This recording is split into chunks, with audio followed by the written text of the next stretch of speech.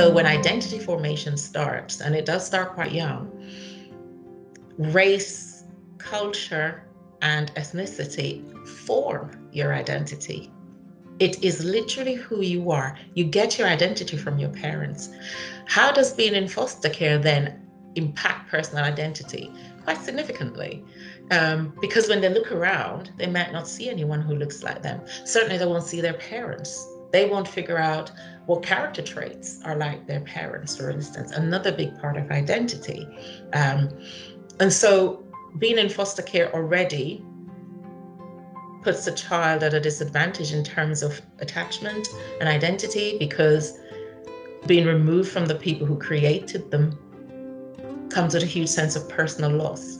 So immediately being moved into care, there is a loss of identity there. There's certainly a loss of who am I?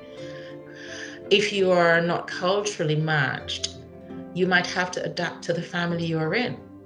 And that's one thing children who are in care, particularly multiple breakdowns in placement, have had to adapt over and over again. So they become the adapted child.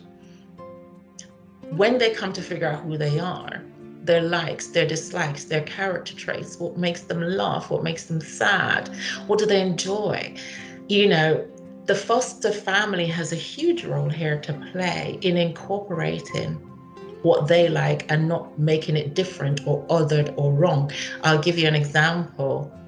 A Black child might like rap, grime, R&B music, and they might turn it up high. But if the foster family like pop music or different genres of music, then I'm like, what is that? I can't understand the word they're saying. Turn that off. And why do you listen to that? That's impacting the child's identity. And they might then reject that part of them that likes that kind of music or put their headphones in. So now the foster family are excluded from that part of them. So they might have to keep it secret. And the same might go for food, for dating, you know, intercultural dating comes in here as well. The work for us as therapists, as foster pet carers, is to celebrate our young person, celebrate who they are, praise them, encourage them to explore their identity, particularly for children of mixed heritage who might have contact with white families more than have contact with the Black side of their families, or vice versa. So if they're not getting any input into who they are going to look to the media, they are going to go to YouTube, they are going to go to music, they are going to go to popular culture to figure out who they are and what do Black people do. So as a Black person, I see that we like this kind of music, this kind of dance, this kind of food, this kind of way of worshiping. Our faith hangs on this.